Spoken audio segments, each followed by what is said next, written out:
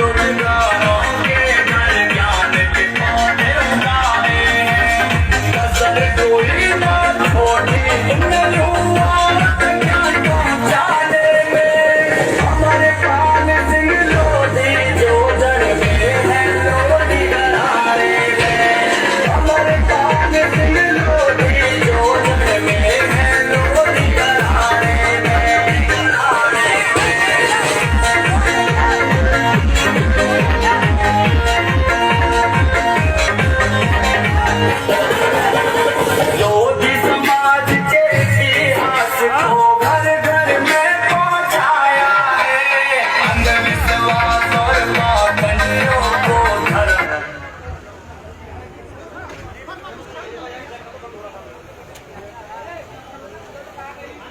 भैया दे दो सर, बुला माइक ही कह रहा, माइक ही कह रहा sir. Hello hello hello hello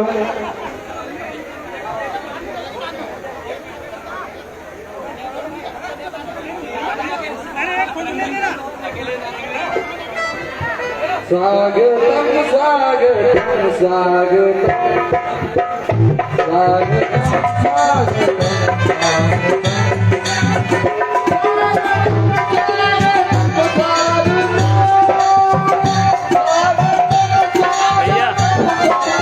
अभी की वीडियो चलाई थी हमने साथ में। हाँ लाइव चल रही है। चलिए साहब, अरे इजाजत है। बहुत बहुत हेलो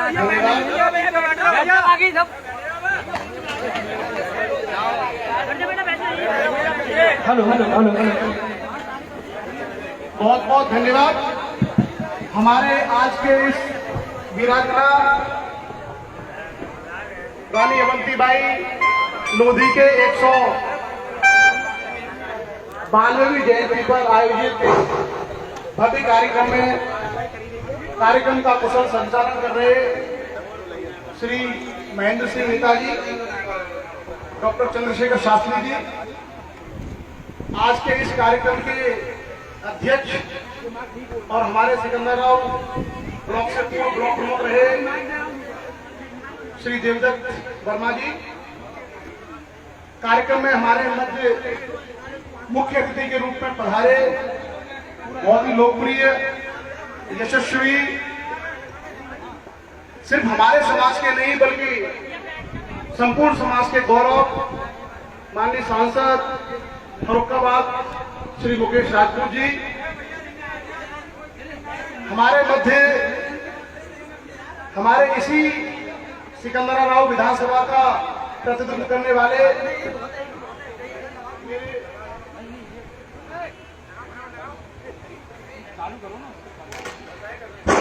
मेरे पिता तुल्य और यहाँ के पूर्व विधायक बाबूजी श्री स्वरूप प्रताप गांधी जी, यहाँ से पूर्व ब्लॉक प्रमुख रहे आदरणीय श्री रेशमपाल जी, हमारे इसी सिकंदराव विधानसभा से विधायक रहे और पिता नहीं चाचा के तुल्य आदरणीय श्री अमर सिंह यादव जी, यहाँ उपस्थित सभी क्षेत्र के जिला पंचायत के सदस्य, हमारे बीच एटा कासगंज अलीगढ़ से आए सभी सम्मानित ब्लॉक प्रमुख, जिला पंचायत सदस्य, हमारे बीच में हमारे इस क्षेत्र से अधिकांश ग्राम पंचायत के ग्राम प्रधान, क्षेत्र पंचायत के सदस्य बड़ी संख्या में यहाँ पहुंचे, हमारे कर्मचारी, अधिकारी और उसके अलावा बुलंदशहर, अलीगढ़, एटा, मैनपुरी, फिरोजाबाद, आगरा, नोएडा, दिल्ली, बदायूं, फर्रुखाबाद, मथुरा, आगरा, करीब 20-22 जिलों से हमारे बीच में यहाँ लोग चल करके आए हैं। मैं आज के इस जयंती कार्यक्रम पर आप सभी लोगों का सादर अभिवादन करता हूं, सादर स्वागत करता हूं, क्योंकि जिस गांव में ये कार्यक्रम है, ये एक तरीके से मेरी जन्मभूमि है। आप में से बहुत से लोग जानते हैं, यहाँ से 3 किलोमीटर दूर महमूदपुर मेरा गांव है और ये गांव कासिमपुर कुठीला कहलाता है। यही कुठीला गांव में मेरे पिताजी लगभग 30 वर्ष तक शिक्षक रहे और मेरी जो प्राथमिक शिक्षा है, पहली क्लास से लेकर 5वीं क्लास तक इसी कुठीला गांव से मेरी प्राथमिक शिक्षा हुई है। और मैं आपको बता दूं कि हम लोग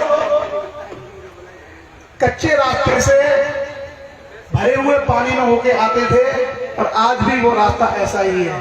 आज भी वो हमारे गांव का यहाँ से 3 किलोमीटर कच्चा ही पैच है। आज भी हमारे गांव के लोग अगर निकलना चाहें तो सड़क से कम 8 किलोमीटर घूम के निकलते हैं, जबकि यहाँ से 3 किलोमीटर हमारा गांव है। कार्यक्रम के लिए तो पुरानी जो मेरी यादें हैं, आज से 30-32 साल पहले मैं जब यहाँ पढ़ता था और जो लोग मेरे साथ यहाँ पहली, दूसरी, तीसरी क्लास में पढ़ते थे, इन्हीं गांव के बच्चे वही इस कार्यक्रम के आयोजक हैं। यानी मेरे जो सहपाठी थे, उन्होंने इस कार्यक्रम का आयोजन किया है। और इसके अलावा हमने केवल, क्योंकि हमारे वीरांगना रानी अवंतीबाई के कार्यक्रम अलीगढ़, एटा, बुलंदशहर, कासगंज, एटा, फर्रुखाबाद, तमाम जिलों में बहुत बड़े बड़े कार्यक्रम होते हैं और हमारा क्षेत्र संख्या के हिसाब से थोड़ा सा कम था, तो कभी बड़े कार्यक्रम नहीं होते थे। मैंने यहाँ के युवाओं से कहा कि भाई हम लोगों को भी, क्योंकि 1857 की जो क्रांति है उसके कारण ही 1947 में आजादी मिली, वो पहला आधार था। और आप लोगों को ज्ञात होगा कि भारत में शहीद होने वाली पहली महिला वीरांगना रानी अवंतीबाई लोधी थी। लक्ष्मीबाई उसके बाद शहीद हुई थी। 20 मार्च 1858 को प्रथम महिला जिसने देश के लिए बलिदान दिया वो रामगढ़ की महारानी वीरांगना रानी अवंतीबाई लोधी थी। और आप जानते हैं कि देश सिर्फ लोधियों के लिए आजाद नहीं हुआ, हम सबके लिए आजाद हुआ। इसलिए हम सबका दायित्व है कि जो भी महापुरुष किसी भी समाज से संबंधित रहे हों, वो हम सबके महापुरुष हैं। उनके त्याग और बलिदान को याद करना हम सबका पावन दायित्व है।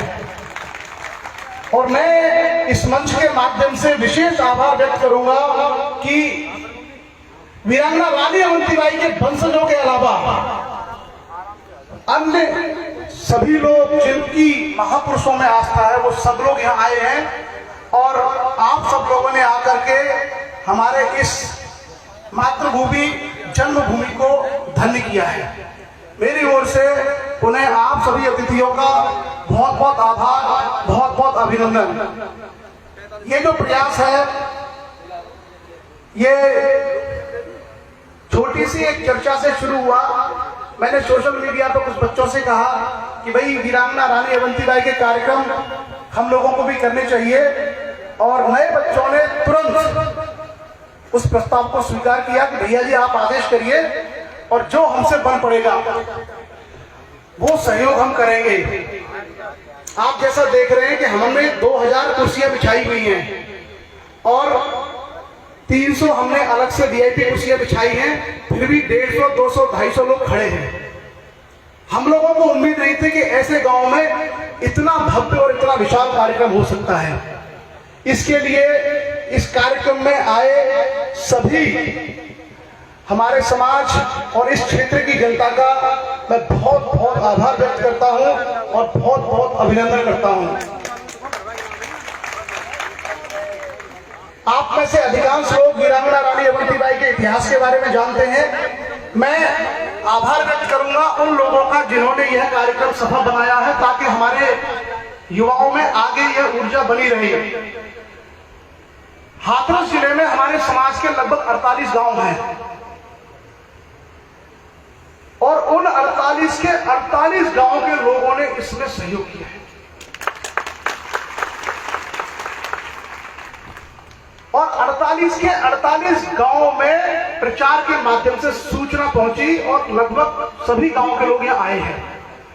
उसके अलावा जो हमारे क्षेत्रीय नागरिक हैं, वो किसी भी समाज के हों, उन्होंने हमें बढ़ चढ़ करके इसमें आर्थिक सहयोग दिया है। और अभी आपने देखा कि हमारे चाचा उमाशंकर गुप्ता जी रहे हो या हमारे पूर्व विधायक जी रहे हो, सब लोग अभी भी सहयोग कर रहे हैं। मैं आपको एक हैरानी की बात बताऊं, बाजितपुर में एक बैंड है, उस बैंड को चलाने वाले सफी मोहम्मद करके हैं कोई, उन्होंने इस कार्यक्रम के बारे में जानकारी मिली तो पैसे भिजवाए। तो ये हमारी सामाजिक एकता, सामाजिक समरसता, प्रेम, बंधुत्व को दर्शाता है। और जो 48 गांव हैं, क्योंकि उन लोगों का बहुत बड़ा सहयोग है, मैं एक बार उन 48 के 48 गांव के नाम यहां मन से बुलाना चाहूंगा, क्योंकि ये नाम केवल या तो हमारे पूर्व विधायक माननीय सुरेश प्रताप गांधी जी को पता होंगे या देवदत्त वर्मा जी को पता होगा या 2-4 जानकार लोगों को पता होंगे, बाकी लोगों को एक गांव की जानकारी शायद नहीं होगी। ये गांव केवल सिकंदराबाद विधानसभा के नहीं है, ये पूरे जिले हाथरस के गांव हैं।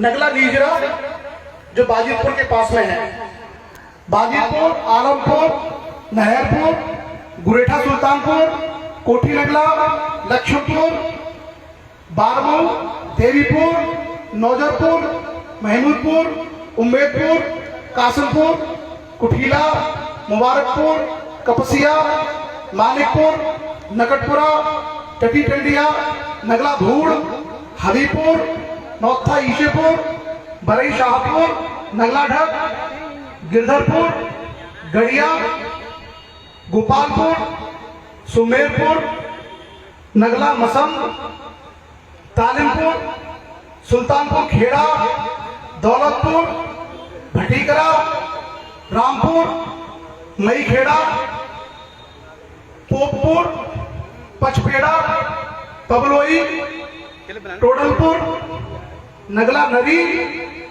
दो खेली, समोखर,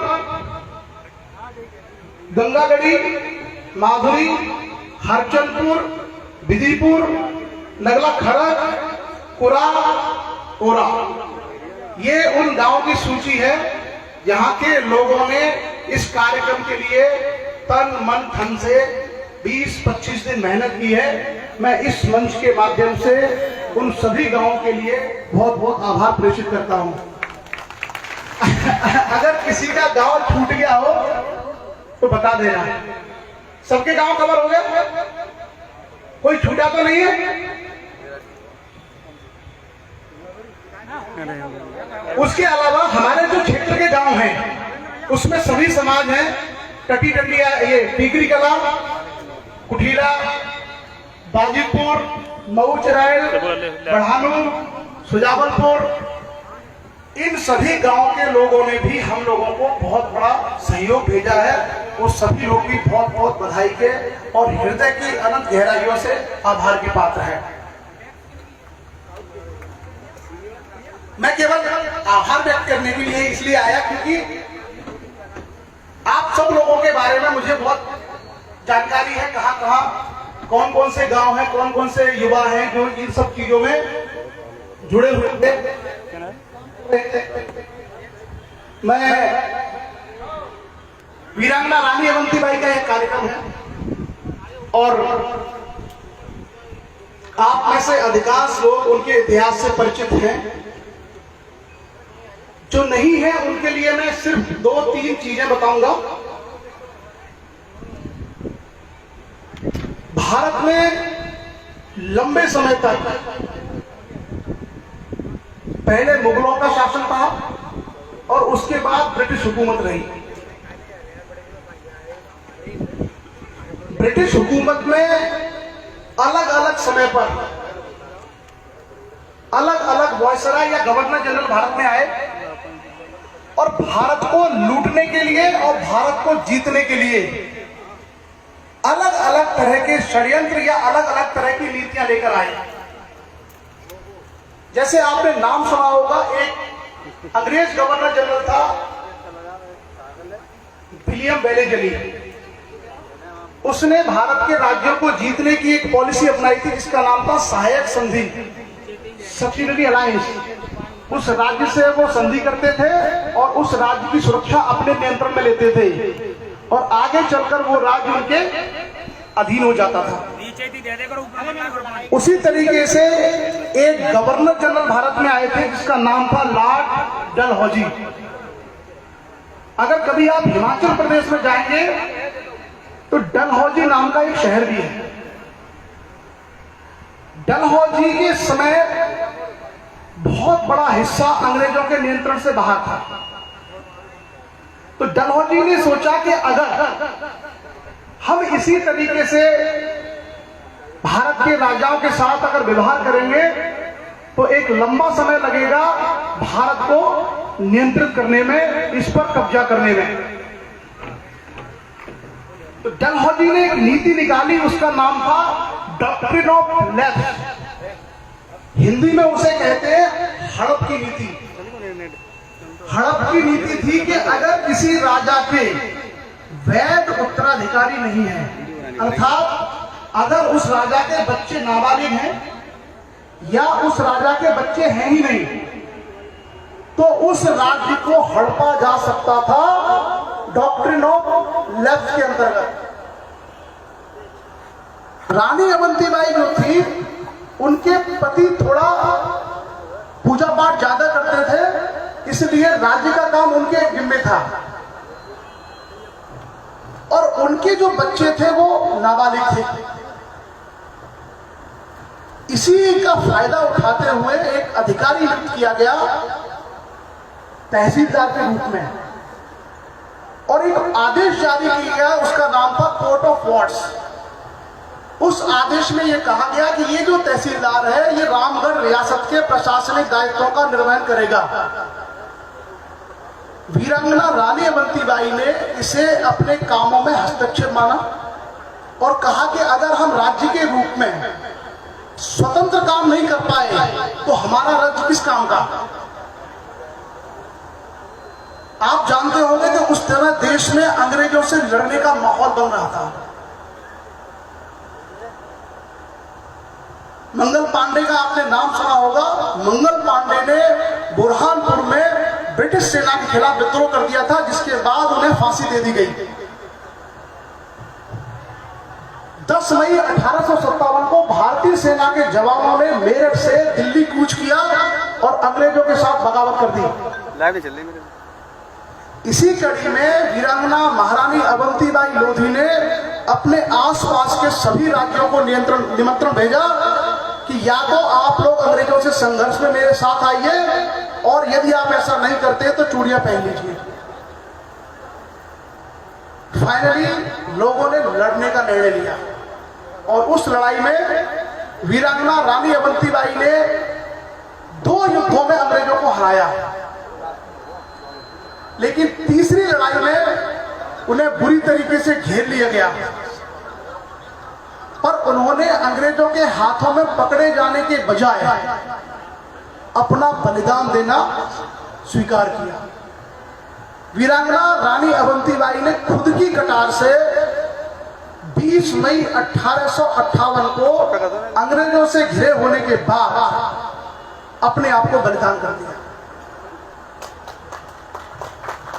और आप जानते होंगे कि ऐसे ही महापुरुषों ने जब शहादतें दी उसके बाद देश में स्वाधीनता के लिए बहुत सारे महापुरुष, बहुत सारे क्रांतिकारी निकल के आए और उन सबके बलिदानों से आगे चलकर 1947 में 15 अगस्त को हमारा देश स्वतंत्र हुआ। और आज हम लोग जो बैठे हैं उन्हीं महापुरुषों के त्याग और बलिदान के कारण है। अब ये है वीरांगना रानी अवंतीबाई लोधी की छोटी सी कहानी, छोटा सा इतिहास। अब मैं आपको बताता हूं कि आज इससे हमें क्या सबक लेने की, क्या सीखने की आवश्यकता है। मैंने जैसा कहा कि यहां से 3 किलोमीटर दूर कच्चे रास्ते पर मेरा गांव है, जहां जाने की रास्ता आज भी कच्ची है। वहां से मेरे पिताजी ड्यूटी करते थे कुठीला, और मैं कितना छोटा, पहली क्लास का बच्चा 5 साल का होता है, मैं 5 साल का बच्चा डेली वहां से 3 किलोमीटर पैदल आता था और पैदल अपने गांव जाता था। अभी आपने बरसात देखी है, बरसात में इतना इतना पानी भरता था। हमारे पिताजी नीचे वाले कपड़े उतरवा के सिर पर रखवा देते थे। ऐसे संघर्षों में हम लोग बढ़ के आए और उसके बाद मैं आज देश की सबसे बड़ी नौकरी में हूं। इस माहौल से निकल के ये जो व्यवस्था हमको मिली है वो इसी वीरांगना महारानी अवंतीबाई लोधी जैसे महापुरुषों से मिली थी कि आगे चल करके हमारी पीढ़ियां स्वाधीनता, स्वाभिमान और अपने अधिकारों के साथ जिए। और इस कार्यक्रम के अवसर पर, क्योंकि यहां पर जो 80% जनता है जो इस क्षेत्र की है, वो कोई मेरा चाचा है, कोई मेरा ताऊ है, कोई मेरी चाची लगती है, कोई भाभी लगती है, कोई ताई लगती है। बाकी जो 20% लोग हैं वो बाहर से अलग अलग जिलों से आए हैं। उन सब लोगों के लिए मैं यही कहना चाहूंगा कि देखो, यहां से निकल के हम गए हैं, इसके महत्व को समझिए। हमारी मिट्टी कमजोर नहीं है, हमारा माहौल कमजोर नहीं है। अगर हम तय कर लें तो हम अपने बच्चों को भी अच्छे से अच्छे और बड़े से बड़े पदों तक पहुंचा सकते हैं। और कार्यक्रम तो सम्मान देने का एक तरीका है अपने महापुरुषों को, आप सभी लोगों के प्रेम और स्नेह को अर्जित करने का। लेकिन यह कार्यक्रम हम सब लोगों के लिए एक संदेश है कि जब हमारा देश आजाद हुआ तो इस देश में संविधान लागू हुआ और संविधान में सबको समानता, सबको न्याय, सबको अवसर प्रदान किए गए हैं।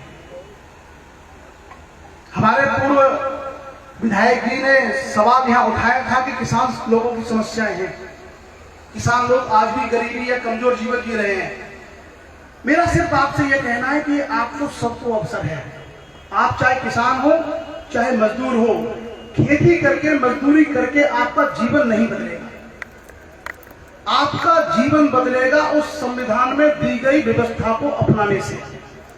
और संविधान आपको कहता है कि चाहे आप हजूर के बेटे हैं चाहे आप मजदूर के बेटे हैं, यानी चाहे तो आपका पिता अफसर है या बड़ा नेता है, चाहे आपका पिता मजदूर और किसान है, दोनों को समान अवसर है देश की सर्वोच्च व्यवस्था पर पहुंचने का। और उसका माध्यम है केवल एजुकेशन, शिक्षा। मेरे पिताजी प्राइमरी टीचर थे, मेरे बाबा 4 बीघा खेत के किसान थे। बहुत सामान्य परिवार से हूं मैं। अगर इन उदाहरणों से हम थोड़ा सा सीखें और अपने बच्चों की शिक्षा पर बहुत ध्यान दें और समाज में जो कुरीतियां, जो बुराइयां, चाहे शराब के रूप में, चाहे सट्टे के रूप में, चाहे जुआ के रूप में, चाहे आपस में झगड़ों के रूप में, जिस भी रूप में हमारे समाज में बुराइयां आई हैं, कुरीतियां आई हैं, अगर उनसे अपने को बचाएं और अपने बच्चों की शिक्षा पर बहुत ध्यान रखें तो कहीं ना कहीं शिक्षा एक ऐसा माध्यम है जो हम सबके जीवन को बदल सकती है और हम सबके जीवन को बेहतर कर सकती है।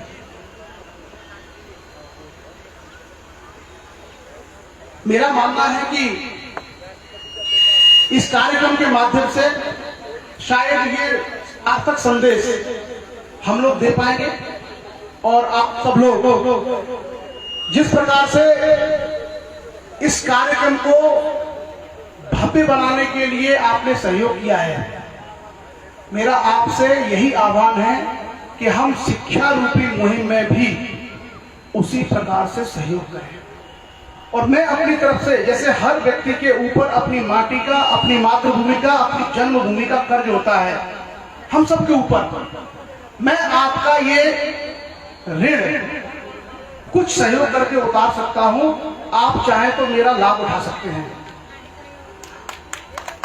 हमारे इस पूरे क्षेत्र से या जितने भी आप लोग कहीं से भी आए हैं, अगर किसी भी बच्चे को आप आईएएस की तैयारी कराना चाहते हैं तो उस बच्चे को 20-25% से लेकर 50% की फीस की छूट मैं दिल्ली में करा सकता हूं। मैं पिछले 10 साल से दिल्ली में पोस्टेड हूं। किसी भी जाति का बच्चा हो, किसी भी धर्म का। दूसरा, अगर कोई बच्चा बीपीएल फैमिली से है, अगर उसके माता और पिता के पास दिल्ली जैसे शहरों में आईएएस की फीस भरने की क्षमता नहीं है, तो मैं आप लोगों से ये वादा करता हूं कि उस बच्चे की पूरी फीस या तो माफ करवा दूंगा या व्यवस्था करा दूंगा। अगर आप अपने बच्चों को कोटा और ऐसे शहरों में जहां आईआईटी और नीट जिससे डॉक्टर बनते हैं, अगर उसकी तैयारी कराना चाहते हैं तो वहां पूरी फीस तो नहीं, लेकिन 20-25% फीस आपकी कोटा जैसे शहरों में मैं आईआईटी और नीट की भी माफ करा सकता हूं। और आपके जो छोटे बच्चे हैं जो नवोदय स्कूल में, सैनिक स्कूल में, विद्या ज्ञान में, अटल आवासीय स्कूल में जाना चाहते हैं, उनमें हर जगह एंट्रेंस एग्जाम है, प्रवेश परीक्षा है। ऐसे बच्चों के लिए जो आपने प्रोजेक्ट में देखा लक्ष्य का, उसके माध्यम से हमने सैकड़ों लाइब्रेरी और निःशुल्क कोचिंग सेंटर खुलवाए हैं। और हमारे यहाँ के जो प्रधान हैं, इनको मैंने तैयार किया है। जल्दी ही ये लोग भी अपने अपने गांव में लाइब्रेरी सेटअप करेंगे। मेरा आप लोगों से कहना है कि अगर आपको नवोदय आदि में अपने बच्चों के लिए भेजना है और सुविधा आपकी नहीं है, तो उसकी जानकारी हमारी टीम को देना। हम उन बच्चों के लिए नवोदय, सैनिक स्कूल, विद्या ज्ञान जैसे स्कूल के एंट्रेंस की तैयारी कराएंगे। और हमारे पास बहुत सारे सेंटर हैं और हमारी टीम के कम से कम 100-125 लोग यहाँ आए हुए भी हैं। तो मैं आप लोगों से इस कार्यक्रम से सिर्फ ये कहूंगा कि हमें दीजिए कुछ मत, चाहिए कुछ नहीं। आप लोग हम यहाँ आए, हमारा मान बढ़ाया, ये हमारे लिए बहुत गौरव की बात है। हम सिर्फ ये चाहते हैं कि हमारा समाज भी हमसे कुछ ले। जो सक्षम लोग हैं, जो पढ़े लिखे लोग हैं, वो अपनी एक हिस्सा, अपने ज्ञान का एक हिस्सा और अपने समय का एक हिस्सा इस समाज को जरूर दें। और याद रखिए, कोई बहुत बड़ा पॉलिटिकल आदमी या कोई बहुत बड़ा व्यापारी आपका जीवन बदलने नहीं आएगा। हम लोग अपने भाग्य, अपने जीवन के निर्माता खुद हैं। अगर हमारा ग्रामीण अंचल ये समझेगा कि हम सबको अपने बच्चों को पढ़ा लिखा करके अच्छी जगह पहुंचाना है, तो निश्चित रूप से हमारा समाज बदलेगा, हमारा क्षेत्र बदलेगा, हमारे यहाँ की प्रोग्रेस होगी। तो मैं आप सब लोगों का पुनः बहुत बहुत आभार व्यक्त करता हूं। और बड़ी खामोशी के साथ आप सब लोगों ने मुझे सुना, और मैं उस युवा टीम का बहुत बहुत आभार व्यक्त करता हूं। देखिए, इस काम में ये जो कार्यक्रम है, ये सिर्फ बच्चों का है। मैं आपको बता दूं कि जो 18, 20, 25 साल के लड़के हैं, अपनी बाइक से, अपनी गाड़ियों से खुद गांव-गांव गए, पंपलेट बांटे, प्रचार किया, लोगों से सहयोग इकट्ठा किया, और शाम को डेली ये हिसाब दिया जाता था कि हमको इतने लोगों ने सहयोग किया, इसकी सूची ये है।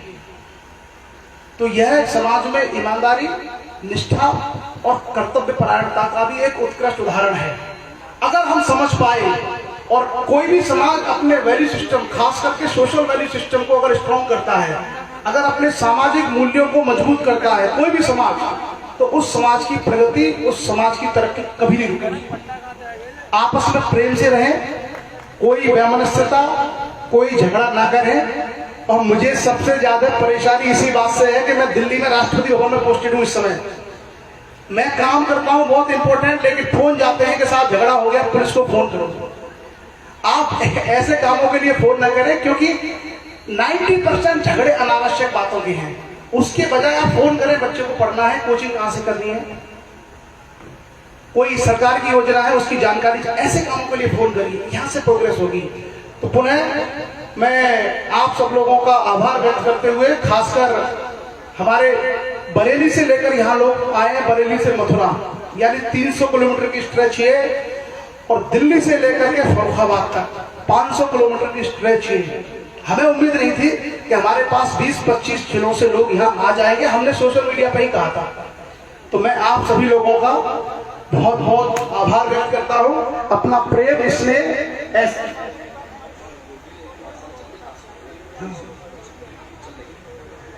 अच्छा, एक और सूचना हमको योगेंद्र जी जो यही काशिमपुर के निवासी हैं कि वीरांगना रानी अवंतीबाई एक पाठशाला चलती है यहाँ, और कोई भी लोग अगर इसमें सहयोग करें, वो बच्चे परफॉर्म भी करेंगे, उनके बच्चे भी आएंगे और एक छोटा सा मंचन आपके सामने करेंगे। ऐसी चीजें बाकी गाँव में भी शुरू कर सकते हैं, और आप सब लोग अगर कोई सहयोग उसमें करना चाहें तो वह भी कर सकते हैं। मैं पुनः आप सभी लोगों का आभार व्यक्त करते हुए अपनी वाणी को विराम देता हूँ। हमारे जो इस क्षेत्र के बुजुर्ग हैं, जिनकी गोद में हम खेले हैं, माननीय विधायक जी हैं,